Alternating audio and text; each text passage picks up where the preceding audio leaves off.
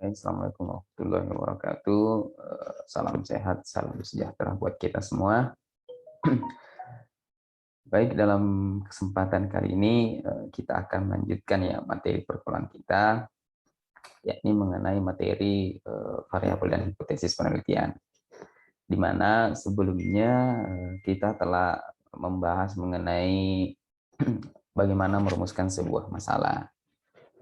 Nah, yang selanjutnya, salah satu bagian ketika misalnya kita merancang sebuah karya tulis ilmiah, dalam hal ini skripsi, nah salah satu proses di dalamnya itu adalah bagaimana kita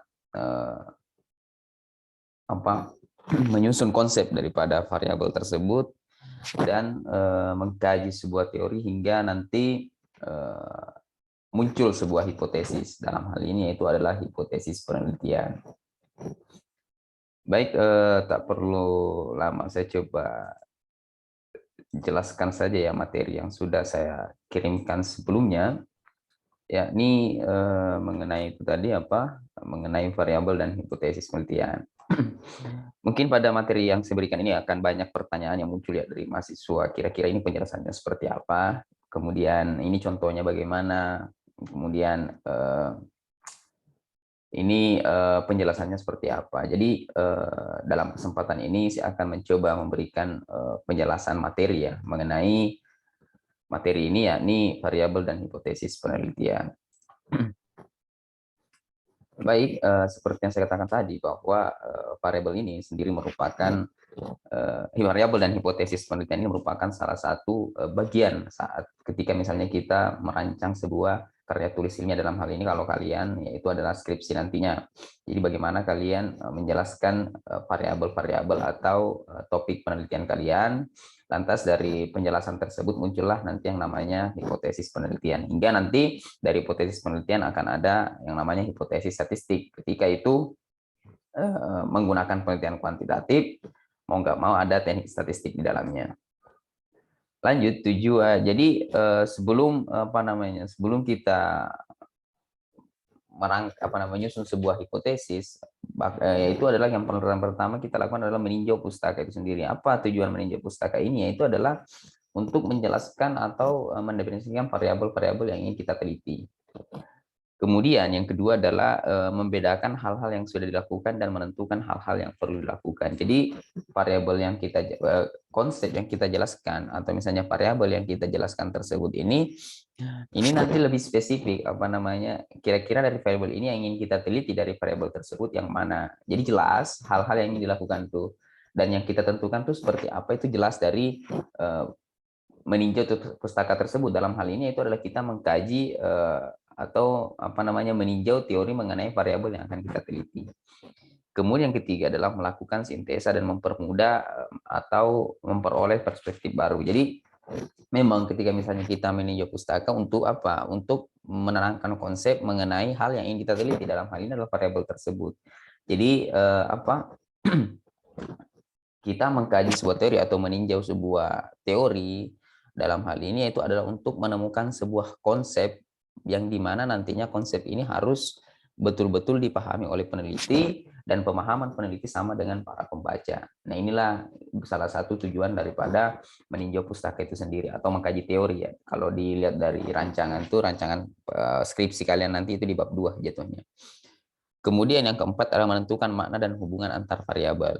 Nah, ini nanti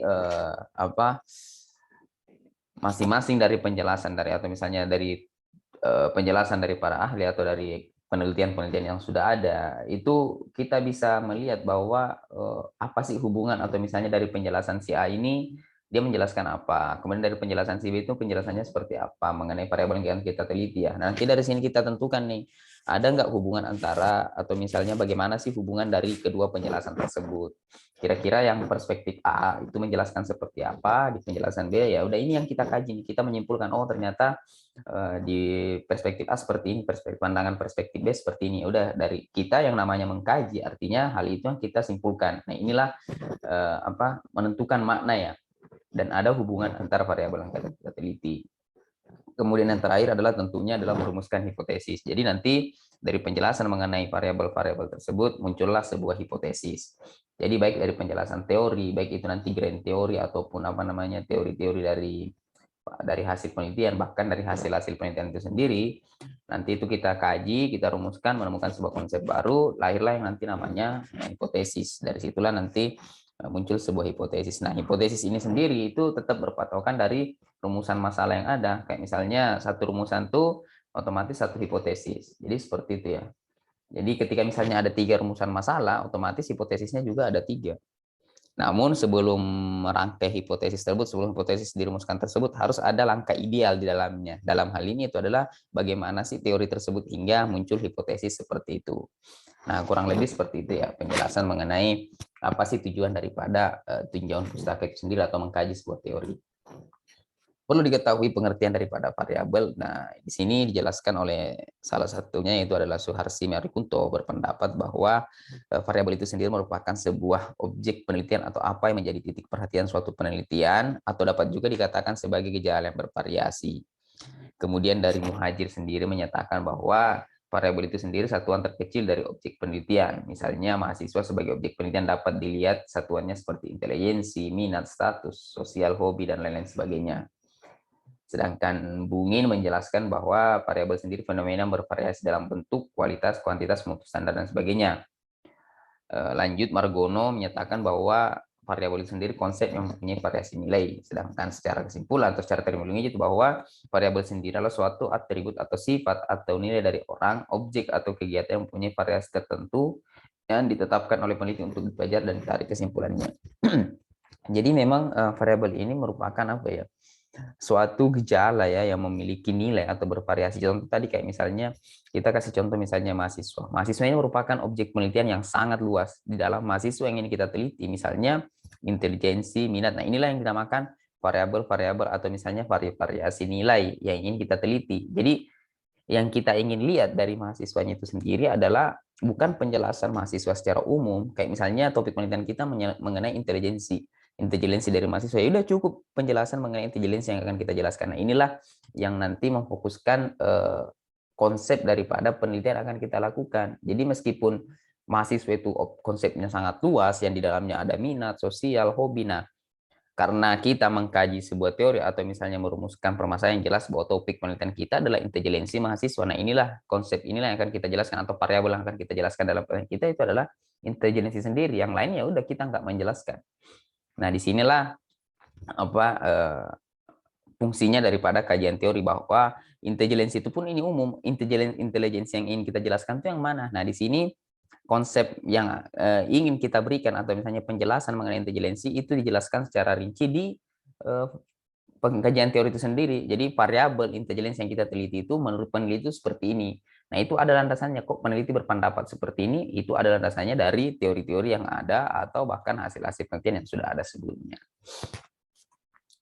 Lanjut, jenis variabel bisa dilihat yang pertama adalah, jadi nanti ketika misalnya sudah melakukan penelitian, nanti kalian harus paham nama-nama dari variabel yang akan kalian teliti. Jadi yang pertama ada yang namanya variabel bebas atau variabel independen. Nah, ini variabel yang mempengaruhi variabel lain atau variabel ini disimbolkan dengan lambang X. Nah, sedangkan variabel yang dipengaruhi itu adalah variabel terikat. Jadi kalau kalian melihat misalnya pengaruh motivasi kerja terhadap efisiensi kerja. Jadi di sini yang mempengaruhi adalah motivasi. Nah, inilah yang dinamakan dengan variabel bebas, sedangkan efisiensi kerja itu merupakan variabel terikat karena variabel yang dipengaruhi oleh variabel bebas itu sendiri. Dan biasanya disimbolkan dengan lambang Y. Kemudian variabel pendahulu atau antecedent variabel itu merupakan adalah variabel yang mendahului dan mengakibatkan terjadinya perubahan pada variabel independen atau variabel bebas. Contoh misalnya jenis kelamin berpengaruh terhadap tindakan pendidikan dan mempengaruhi jenis pekerjaan. Jadi jenis kelamin bertindak sebagai variabel pendahulu yang bisa mempengaruhi tingkat pendidikan seseorang. Nah, ini dari mana sih kayak misalnya jenis kelamin berpengaruh terhadap tingkat pendidikan, kemudian tingkat pendidikan itu berpengaruh terhadap jenis pekerjaan. Tentu ini dari kajian teori. Jadi lagi-lagi bahwa kita harus menemukan dasar bahwa benar-benar jenis kelamin ini mempengaruhi tingkat pendidikan. Jadi kita merumuskan di gambaran, jadi gambaran jenis kelamin berpengaruh terhadap tingkat pendidikan dan tingkat pendidikan berpengaruh terhadap jenis pekerjaan, ini harus ada kajiannya yang menjelaskan bahwa variabel-variabel tersebut mempengaruhi satu sama lain. Kayak misalnya jenis kelamin berpengaruh terhadap tingkat pendidikan, lantas tingkat pendidikan itu berpengaruh jenis pekerjaan. Nah, ini harus didasari dengan teori yang ada. Apakah benar bahwa kalian merumuskan konsep variabel tersebut itu sudah sesuai dengan teori yang ada atau sesuai dengan hasil penelitian yang pernah ada yang mengkaji mengenai hal tersebut. Selanjutnya yang keempat adalah variabel antara. Itu adalah variabel yang terletak di antara variabel bebas dan variabel terikat. Variabel ini menentukan terjadinya hubungan antara variabel bebas dan terikat. Contoh misalnya umur berpengaruh terhadap kebiasaan membaca atau variabel X berpengaruh terhadap kebiasaan membaca, itu ditinjau dari pendidikan. Misalnya begitu bahasanya. Jadi pendidikan di sini berperan sebagai variabel antara atau istilahnya diakibatkan. Jadi variabel daripada umur itu sendiri bisa berpengaruh terhadap kebiasaan membaca akibat dari variabel pendidikan itu sendiri. Lagi-lagi konsep ini muncul dari kajian teori yang ada. Jadi umur bisa berpengaruh terhadap kebiasaan membaca itu karena ada faktor yang lain, itu misalnya faktor dengan adanya variabel pendidikan itu sendiri. Jadi kita tidak bisa melihat variabel langsung antara umur ke kebiasaan membaca, atau misalnya kita tidak bisa melihat pengaruh antara umur terhadap kebiasaan membaca, itu nggak ada pengaruh langsung. Jadi melalui variabel antara dalam hal ini itu adalah pendidikan itu sendiri. Dan yang kelima adalah variabel penekan, yaitu variabel yang mengubah kekuatan hubungan dua variabel, mulainya yaitu variabel bebas dan terikat tidak tampak memiliki hubungan, namun kehadiran variabel penekan keduanya tampak memiliki hubungan. Ini hampir sama dengan variabel antara ya. Jadi variabel penekan ini tuh berperan sebagai yang awalnya memang nggak ada hubungan sama sekali, tapi dengan adanya variabel lain sehingga itu bisa berpengaruh atau bisa memiliki hubungan satu sama lain. Nah, ini dari mana? Balik lagi itu dari kajian teori atau penelitian-penelitian yang sudah ada sebelumnya. Jadi intinya konsep atau misalnya variabel yang kita rumuskan itu harus selalu berlandaskan daripada teori atau penelitian yang sudah ada. Dan yang terakhir adalah variabel pengganggu atau variabel yang dapat mengubah hubungan antara dua variabel. Pada mulanya kedua variabel itu memiliki hubungan, namun masuknya variabel ketiga hubungan itu menjadi negatif atau tidak ada hubungan. Nah, ini biasanya ketika misalnya kita melihat hubungan antar variabel, antara dua variabel, misalnya variabel A dan variabel B, ini memiliki hubungan. Namun ketika misalnya kita meneliti, kita memasukkan variabel lain, lantas akibat dari variabel ini bisa hubungan dari kedua variabel itu tidak memiliki hubungan sama sekali. Padahal awalnya tanpa variabel pengganggu ini itu memiliki hubungan, tapi dengan masuknya variabel tersebut atau misalnya ada variabel lain yang masuk, kita ingin teliti dari penelitian kita dalam hal ini itu adalah ingin melihat variabel hubungan antara dua variabel, lantas dengan masuknya variabel yang ketiga dalam hal ini adalah variabel pengganggu, itu bisa mempengaruhi hasil penelitian kita, yang dimana yang awalnya berpengaruh lantas tiba-tiba menjadi tidak berpengaruh.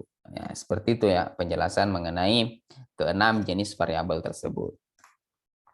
Lanjut, hubungan antar variabel ini kita bedakan menjadi tiga ya. Jadi ada yang pertama yang namanya hubungan simetris, maksudnya adalah memiliki kedudukan yang sama, yaitu jadi kita nggak melihat kita nggak melihat hubungan antara dua variabel atau apa. Jadi kita nggak melihat hubungan atau misalnya variabel bebas dan variabel terikat itu saling berpengaruh atau dipengaruhi satu sama lain, tapi lebih kepada kedudukan daripada variabel tersebut sama.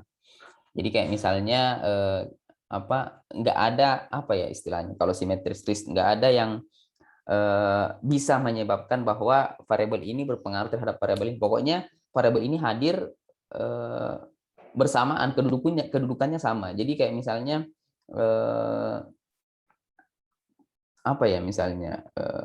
misalnya kecerdasan emosional dipengaruhi oleh faktor A dan faktor B.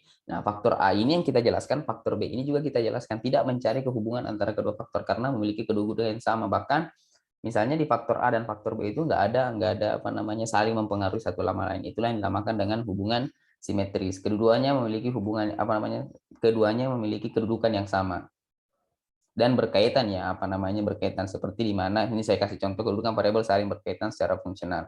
Seperti di mana ada guru di situ ada murid, di mana ada majikan di situ ada buruh. Jadi memang hal ini tuh kayak misalnya guru itu ada, murid itu ada, jadi kedudukannya sama. Jadi variabel yang di sini di mana ini ada guru ini bisa dikatakan guru ketika misalnya ada murid.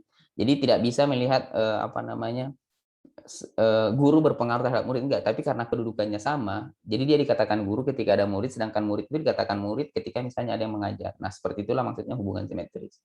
Kemudian yang kedua adalah hubungan resiprokal atau timbal balik. Jadi di sini hubungan timbal balik adalah saling mempengaruhi ya. Kalau bisa kalian lihat lambangnya itu panahnya, ini panah sangat mempengaruhi. Jadi X itu berpengaruh terhadap Y, begitupun sebaliknya Y juga berpengaruh terhadap X.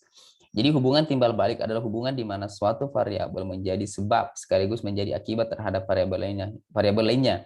Jika variabel X mempengaruhi variabel Y dan pada waktu yang lain variabel Y juga mempengaruhi variabel X. Misalnya tingkat pendidikan akan meningkatkan status sosial yang tinggi. Sebaliknya, status sosial yang tinggi memudahkan untuk memperoleh pendidikan yang tinggi.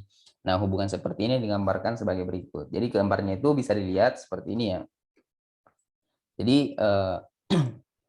X itu berpengaruh terhadap Y, kemudian Y juga itu bisa berpengaruh terhadap X. Mungkin di awal penelitian kita ingin melihat pengaruh variabel X terhadap Y, namun di waktu yang lain ternyata variabel Y ini sendiri itu bisa berpengaruh terhadap variabel X. Jadi nggak mesti inilah yang dinamakan dengan hubungan timbal balik ya. Contohnya tadi di atas jelas ya. Jadi seakan-akan orang yang memiliki pendidikan tinggi itu bisa berpengaruh akan meningkatkan status sosial seseorang. Nah, begitupun sebaliknya ketika misalnya status sosialnya tinggi, itu bisa mempermudah atau misalnya memperoleh pendidikan yang lebih tinggi. Nah, ini yang dinamakan dengan hubungan resiprokal atau hubungan timbal balik. Nggak ada jadi saling mempengaruhi ya, nggak ada hanya misalnya variabel X yang memberikan pengaruh terhadap variabel Y, kemudian atau misalnya variabel Y ini sendiri yang eh, dipengaruhi oleh variabel X. Jadi intinya variabel Y ini merupakan variabel yang dipengaruhi ya. Kemudian variabel X sendiri itu adalah variabel yang mempengaruhi atau variabel bebas, sedangkan Y itu variabel terikat. Kalau misalnya sudah terjadi timbal balik, nah inilah nanti dalam waktu kemudian Y ini sendiri bisa berubah menjadi X dan X sendiri itu bisa menjadi variabel Y. Namun ketika misalnya didasarkan di awal, otomatis kalau misalnya sudah seperti ini, mau nggak mau yang dinamakan dengan hubungan resiprokal atau timbal balik. Kemudian yang terakhir adalah hubungan asimetris, adalah hubungan antara variabel di mana variabel yang satu mempengaruhi variabel yang lain dan tidak dapat saling dipertukarkan. Hubungan asimetris ini dapat digambarkan sebagai berikut. Jadi contoh yang pertama adalah hubungan bivariat. Jadi ada satu variabel bebas, dalam hal ini variabel X, dan satu variabel terikat. Jadi variabel X ini lagi-lagi adalah variabel yang mempengaruhi, sedangkan variabel terikat adalah variabel yang dipengaruhi. Jadi gambarnya seperti ini ya, gambar panahnya. Nah, X mempengaruhi Y, atau Y dipengaruhi oleh X, atau dalam hal ini adalah variabel bebas, otomatis mempengaruhi variabel terikat. Jadi kalau kita ingin melihat judulnya adalah pengaruh, di sini pengaruh variabel X terhadap variabel Y itu sendiri. Jadi kita ingin melihat pengaruhnya antara variabel X dan variabel Y. Jadi kalau hubungan bivariat, jadi cukup ada dua variabel, yaitu satu variabel bebas dan satu variabel terikat, yang dimana kita ingin melihat pengaruh daripada variabel X tersebut terhadap variabel Y itu sendiri. Nah, jelaskan bedanya dengan hubungan timbal balik. Kalau hubungan timbal balik tadi ini, Y ternyata juga dengan asimetris, hanya satu yang variabel yang mempengaruhi variabel lainnya, di mana yaitu adalah variabel bebas mempengaruhi variabel terikat itu sendiri. Kemudian yang kedua adalah hubungan multivariat, di mana ada beberapa variabel bebas itu mempengaruhi satu variabel terikat. Jadi ada variabel X1, X2, X3 itu berpengaruh terhadap variabel Y. Namanya multi ya, artinya banyak variabel bebas dalamnya dan mempengaruhi variabel terikat itu sendiri. Di sini nggak mesti satu ya, namanya hubungan multivariat. Di mana sudah ada lebih daripada satu variabel bebas dan satu variabel terikat. Jadi ketika misalnya sudah lebih daripada satu variabel bebas, itu sudah namanya hubungan multivariat. Nah, kurang lebih seperti itu penjelasan dari hubungan asimetris. Jadi yang diperhatikan di sini panahnya ya, ketika misalnya satu lambangnya seperti ini, satu arah panah kayak gini, artinya dia variabel X ini berpengaruh terhadap variabel, tapi kalau misalnya panahnya berada seperti ini sudah berubah. Artinya hubungan timbal balik, ternyata variabel yang ini, variabel terikat ini ternyata juga bisa berpengaruh terhadap variabel bebas itu sendiri. Nah, kalau tadi kalian ada lihat variabel intervening, nah itu misalnya ada ini X1 berpengaruh terhadap Y, kemudian berpengaruh terhadap Z. Nah, ini artinya apa, bahwa X1 itu berpengaruh. Kita melihat pengaruh X1 terhadap Z itu melalui variabel Y itu sendiri. Nah, inilah tadi yang fungsinya yang namanya variabel antara atau variabel penguat ya. Jadi perannya adalah ini bisa X1 bisa melihat hubungan atau pengaruh dari X1 terhadap Z melalui variabel Y itu sendiri. Nah, jadi rumusan-rumusan ini muncul dari mana? Dari kajian teori dan kajian teori dan penelitian-penelitian yang sudah ada. Apakah benar bahwa kajian tersebut ada yang menjelaskan bahwa variabel ini betul-betul bisa berpengaruh terhadap variabel terikat itu sendiri. Nah, inilah nanti yang kita susun atau kita kaji teorinya, menunjukkan bahwa rumusan masalah kita ingin mencari pengaruh, artinya seperti apa? Misalnya kita ingin mencari pengaruh antar variabel, ya sudah, artinya kita rumuskan bagaimana variabel tersebut hingga nanti muncul sebuah hipotesis yang menunjukkan bahwa ada nggak pengaruh dari variabel tersebut. Intinya bagaimana kita mengkaji sebuah teori ya, merangkai sebuah teori yang menunjukkan bahwa rumusan masalah kita tersebut menunjukkan hal ini. Nah, itulah yang pentingnya kita mengkaji variabel itu sendiri. Kemudian pengertian daripada hipotesis. Nah, ini hipotesis berasal dari kata hipo yang artinya sementara dan tesis artinya kebenaran. Jadi hipotesis adalah jawaban sementara dari masalah yang telah diajukan. Hipotesis merupakan penjelasan atau jawaban sementara tentang perilaku, fenomena dan gejala masalah yang telah dan atau akan terjadi. Nah, hipotesis sendiri merupakan hasil rumusan dari kerangka pemikiran yang telah disusun dengan baik atau ringkasan hasil kerangka pemikiran. Hipotesis merupakan pernyataan peneliti tentang hubungan antara variabel-variabel yang terikat dalam suatu penelitian yang akan dilakukan. Nah, maksudnya apa? Jadi hipotesis ini merupakan jawaban sementara sebelum kita buktikan dengan analisis data. Nah, inilah dari kajian teori, dari latar belakang, dari kajian teori, kemudian dari rumusan masalah muncul nanti yang namanya hipotesis yang menunjukkan bahwa inilah hal yang ini akan kita buktikan. Apakah benar kerangka atau ringkasan ke pemikiran kita itu sudah sesuai enggak? Nah, ini yang akan kita buktikan melalui nanti analisis data. Nah, hipotesis ini yang akan kita buktikan, yaitu jawaban-jawaban sementara ini, di mana jawaban ini muncul dari pengkajian teori yang sudah kita rumuskan sebelumnya, ini akan kita buktikan melalui analisis data. Jadi tujuannya apa kita mengkaji teori ya untuk membuktikan hipotesis yang muncul ini. Jadi dari kajian teori muncul yang namanya hipotesis. Oh, ketika misalnya kita mengkaji hal ini, hipotesisnya seperti ini. Oleh karenanya ketika misalnya kalian memberikan sebuah judul misalnya pengaruh variabel A terhadap variabel B, kalian mengkaji teori yang menunjukkan bahwa memang ada pengaruh antara variabel A kepada variabel B. Otomatis hipotesis yang muncul ada nggak pengaruh antara variabel A dan variabel B, atau justru tidak ada pengaruh. Jadi ada dua hipotesis yang akan kita buktikan, yaitu yang pertama adalah yang membuktikan tidak ada pengaruh, sedangkan yang kedua adalah membuktikan untuk menunjukkan ada pengaruh. Nah, inilah yang akan kita buktikan melalui analisis data itu sendiri. Makanya di sini fungsi hipotesis sendiri itu dapat digunakan sebagai patokan atau acuan untuk pengumpulan dan analisis data. Jadi kayak misalnya ingin melihat pengaruh antara variabel A dan variabel B misalnya ya. Jadi A terhadap B.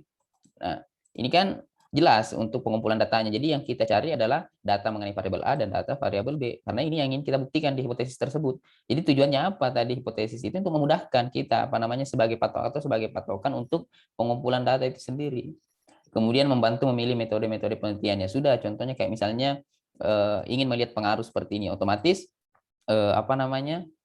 otomatis yang ingin kita atau bentuk analisis yang akan kita lakukan ya sudah menggunakan analisis seperti ini.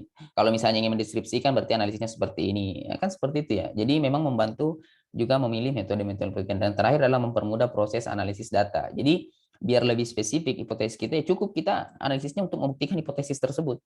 Jangan misalnya hipotesisnya seperti ini tapi analisis yang dilakukan itu berbeda dengan atau misalnya tidak menjawab hipotesis yang telah dirumuskan sebelumnya. Nah, ini jadi fungsi hipotesis sendiri itu salah satunya adalah mempermudah proses analisis data. Jadi kalau misalnya nggak ada hipotesis itu biasanya analisis yang kita lakukan itu terlalu banyak dan tidak menjawab rumusan masalah yang telah kita rumuskan sebelumnya.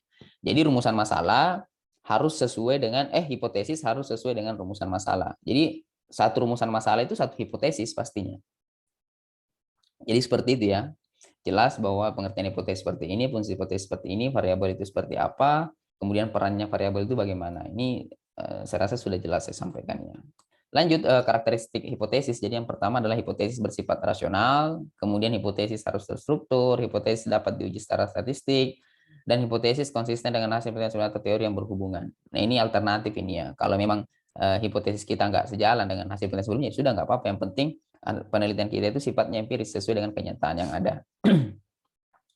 Nah, rasional di sini artinya apa? Jadi hipotesis dapat dibangun atau diformulasikan berdasarkan kerangka pemikiran yang didukung oleh teoritis, ya kan? Berdasarkan pemahaman teori atau pengalaman empiris. Pengalaman empiris itu bisa hasil penelitian yang sudah ada. Hipotesis yang dibangun berdasarkan pemikiran sendiri atau berdasarkan hanya pada perasaan feeling saja bukanlah suatu hipotesis yang rasional. Jadi kalau kita membangun hipotesis tersebut berdasarkan opini kita sendiri, nah ini nggak bisa bukanlah hipotesis yang bagus ya karena memang nggak berdasarkan nggak ada yang mendukung hal ini, nggak berdasarkan teori yang ada, hanya berdasarkan opini kita ya. Seseorang bisa saja berpendapat, namun pendapat itu harus dibuktikan secara spesifik, baik itu dari teori maupun pengalaman-pengalaman empiris. Dalam hal ini adalah bukti-bukti hasil penelitian yang sudah ada. Kemudian hipotesis harus terukur. Di sini adalah yang pertama artinya itu kalau hipotesis harus terukur artinya apa ya? Di dalamnya ada hipotesis statistik. Jadi dinyatakan dalam bentuk statistik. Jadi contohnya seperti ini ya. Ini ketika misalnya disajikan dalam bentuk statistik. Ini sebenarnya nggak perlu menjelaskan lebih rinci karena saudara-saudara sekalian itu pasti sudah mendapatkannya di mata kuliah statistik. Jadi dari hipotesis penelitian nanti ada hipotesis statistik di dalamnya. Namun bedanya penjelasannya sama, namun dari penulisan kontennya yang berbeda. Jadi yang menunjukkan kayak misalnya simbol-simbol seperti ini itu sudah menunjukkan dia statistik. Tapi sebenarnya maknanya BI sama dengan nol itu apa sih sebenarnya? Nah ini BI sama dengan nol itu maksudnya ada di hipotesis penelitian itu sendiri. Jadi kalau hipotesis penelitian berupa kalimat pernyataan, sedangkan kalau hipotesis statistik itu berupa simbol-simbol statistik itu sendiri atau dinyatakan dalam bentuk statistik.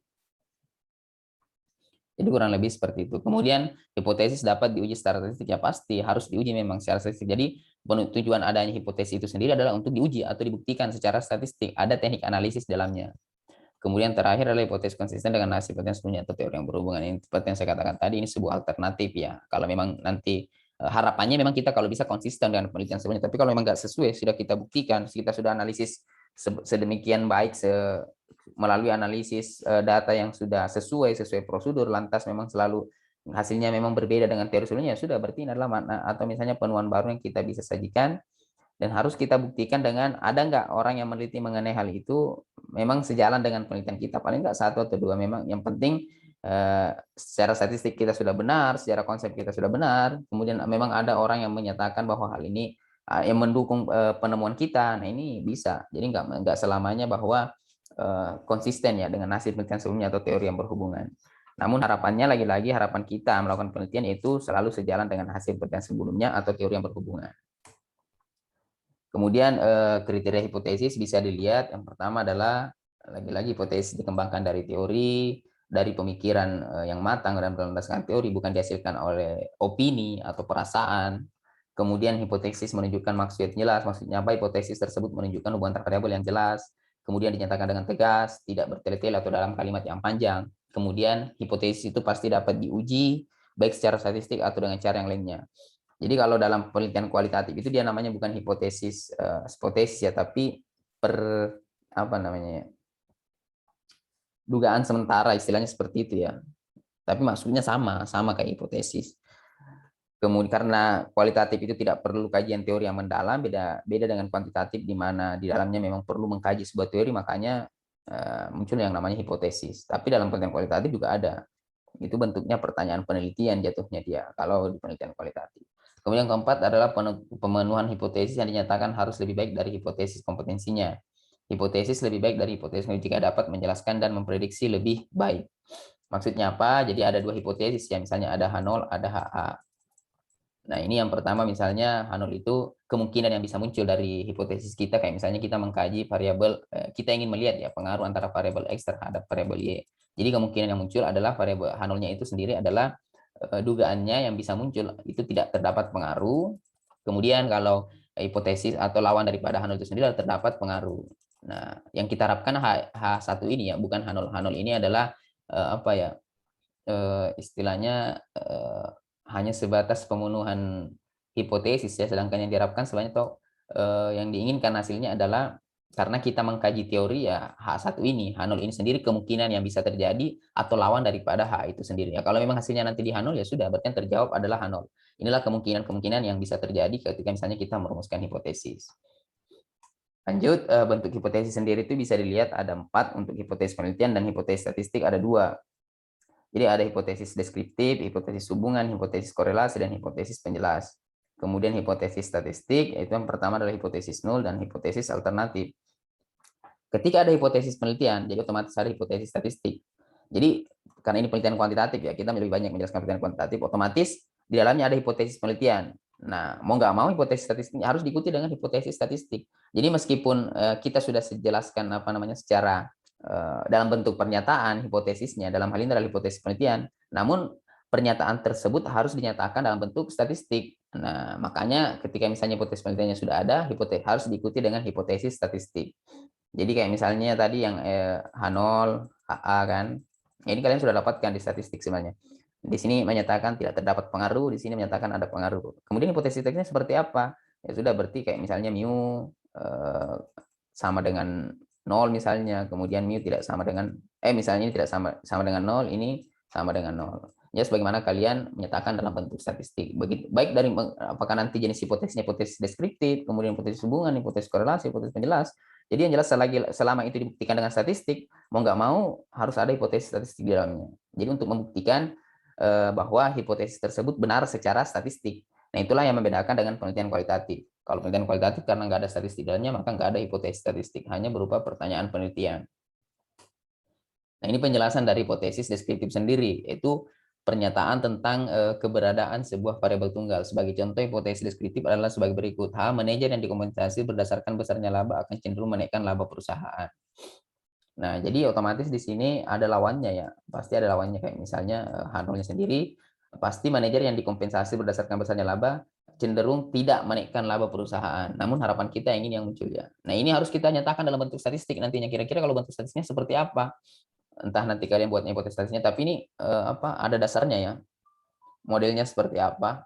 Nah inilah apa namanya, kalian betul-betul juga harus kembali mengulang mata kuliah statistik kalian, bagaimana kalian memahami mata kuliah tersebut. Kemudian yang kedua adalah hipotesis hubungannya, itu adalah pernyataan tentang hubungan dua buah variabel yang menjadi masalah. Hipotesis hubungan dapat diklasifikasikan kembali menjadi hipotesis korelasi dan hipotesis penjelas atau kausal atau kausal hipotesis ya. Jadi hipotesis hubungan itu bisa ingin mencari korelasi, kemudian juga bisa hanya sebatas penjelas atau eksplanator hipotesis. Jadi lagi-lagi pokoknya saya jelaskan hipotesis itu sendiri, hipotesis penelitian berupa pernyataan penelitian, sedangkan hipotesis statistik itu perumusannya dalam bentuk statistik karena pernyataan penelitian ini harus dibuktikan secara statistik. Nah, makanya ada hipotesis statistik. Baik nanti bentuk hipotesis kita hipotesis hubungan, hipotesis deskriptif, hipotesis korelasi maupun hipotesis penjelas, itu harus ada hipotesis statistiknya. Kemudian saya ingatkan bahwa H0 itu sendiri adalah H0 dan HA ini adalah bentuk hipotesis, dua kemungkinan yang bisa terjadi, di mana H0 itu sendiri adalah lawan daripada HA, yang di mana dalam hasil penelitian yang kita harapkan adalah HA, namun tidak menutup kemungkinan H0 itu bisa menjadi hasil penelitian kita. Seperti itu ya. Untuk penjelasan mengenai hipotesis ini bisa kalian jelas, saya rasa jelas mengenai penjelasannya di slide tersebut.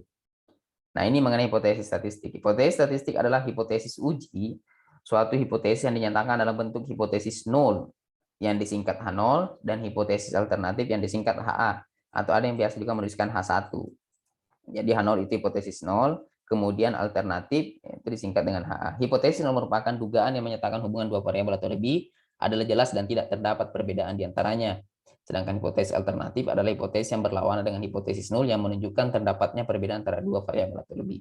Jadi hipotesis nol yang telah dirumuskan itu selalu ada lawannya. Nah, inilah yang dinamakan dengan hipotesis alternatif, yang dimana kalau dalam secara statistik yang ingin kita buktikan sebenarnya adalah hipotesis alternatif ini.